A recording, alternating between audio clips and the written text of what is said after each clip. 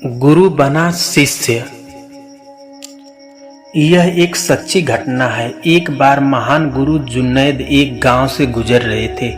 वह बहुत बड़ा पंडित तथा जानकार था और जानकारों की बड़ी मुसीबत है कि वे जानते हैं तो दूसरे को बताना भी चाहते हैं। कोई मिल जाए जिसको वह कुछ सिखा दे। ऐसा हुआ उस दिन जिस दिन उनको कोई न मिला। वह धार्मिक गांव से गुजर रहे थे। कई को उन्होंने पकड़ने की कोशिश की, गुरुजी ने से कुछ ज्ञान सीख ले, लेकिन लोगों ने कहा कि अभी जरा दूसरे काम में जा रहे हैं, जब फुर्सत मिलेगी तब आपका ज्ञान सुनेंगे। पंडित जी को कोई न मिला तो एक छोटा बच्चा मिल गया। वह एक दिया लिए जा रहा था एक मजार पर चढ़ाने को।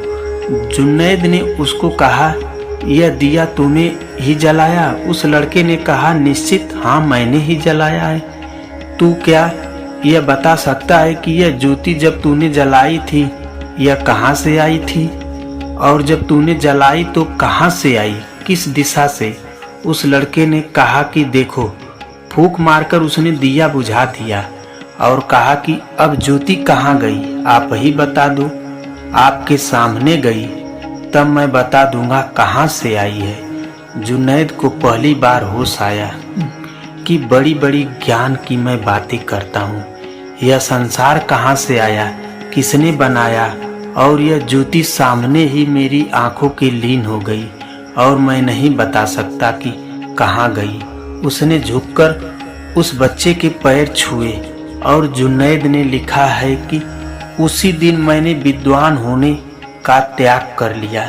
ज्ञान कचरा है, क्या बकवास मैंने भी लगा रखी है। छोटी छोटी बात का पता नहीं, बड़ी बड़ी बात करता हूँ।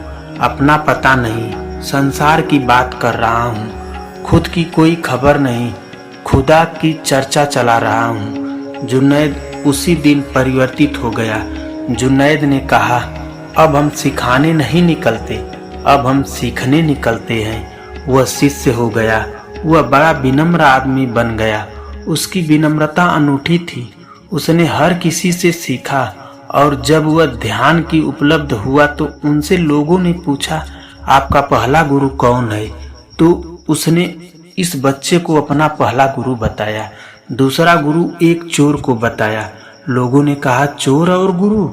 उसने कहा, हाँ, एक गांव में मैं देर से पहुंचा। सारा गांव सोया था। धर्मशाला तो बंद हो चुकी थी। एक चोर एक अंधेरी गली में मुझे मिल गया।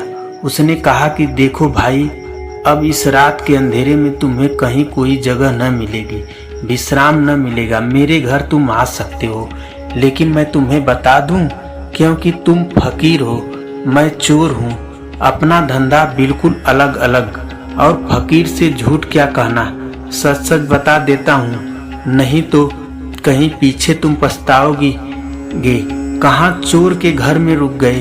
मुझे कोई एतराज नहीं और मुझे कोई डर नहीं कि तुम मुझे बदल लोगे। मैं पक्का चोर हूँ और तुम्हें एक डर है कि मैं तुम्हें बदल दूंगा, तुम कहीं और ठहर जाओ। जुनैद ने कहा, मैंने सोचा, मन में मेरे भय तो आया था, चोर पहचान गया। मन में एक बात तो आई थी, चोर के घर रुकना ठीक नहीं, क्योंकि सत्संग सोचकर करना चाहिए। लेकिन जब चोर ने कहा, मैं पक्का चोर हूँ, तुम मुझे न बदल पाओगे, इसलिए मुझे उसकी कोई चिंता नहीं है।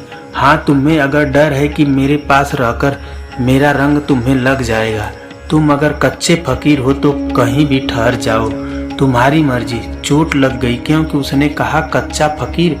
जुनैद रुक गया, फिर महीने भर रुका रहा। चोर अनोखा आदमी सा रोज सांझ चोरी के लिए निकलता, रोज बड़ी आशा से भरा हुआ निकलता और जुनैद से बड़ी बातें करता कि आज महल में ही प्रवेश करने वाला हूँ, तो देखना कि तिजोरी ही उठा लाऊंगा। और रात जब लौटता तब भी उदास न दिखाई पड़ता। दरवाजा जब जुनैद खोलता और पूछता कि लाए हो, तो वह कहता, आज तो नहीं लगा दाव, लेकिन कल पक्का है। ऐसा महीने बीत गया, दाव लगा ही नहीं, मगर उस आदमी की आंख की चमक न गई, उसकी आशा न खोई, उसने कभी भी निराशा न प्रकट की, वह हताश न हुआ। फिर जुन्नैद उसे छोड़कर चला गया। बाद में जुन्नैद जब परमात्मा की खोज में डूबा और रोज दिन बीतने लगे और परमात्मा की कोई झलक न मिली, तो एक दिन उसने तय कर लिया कि बस अब बहुत हो गया। अगर आज मिलता है परमात्मा तो ठीक है, अगर न मिलता तो समझ लेंगे है ही नहीं। तभी उसे चोर की याद आई। उसने कहा कि कच्चे फकीर और मैं पक्का चोर, और वह चोर साधारण संपत्ति खोज रहा है लेकिन निराश नहीं है, और मैं परम संपत्ति को खोजने निकला हूँ और इतनी जल्दी हताश हो गया। फिर वह जाग गया और फिर उस चोर ने मेरा साथ दिया, उसकी स्मृति ने मेरा साथ दिया, और जब तक मैंने परमात्मा को न पा लिया तब तक मैं चोर के सहारे ही चला। इसलिए दूसरा गुरु वह चोर है। इसे उसने 9 गुरु गिनाए, उसने सबसे सीखा। धन्यवाद दोस्तों, यह कहानी आपको कैसी लगी कमेंट करके जरूर बताना।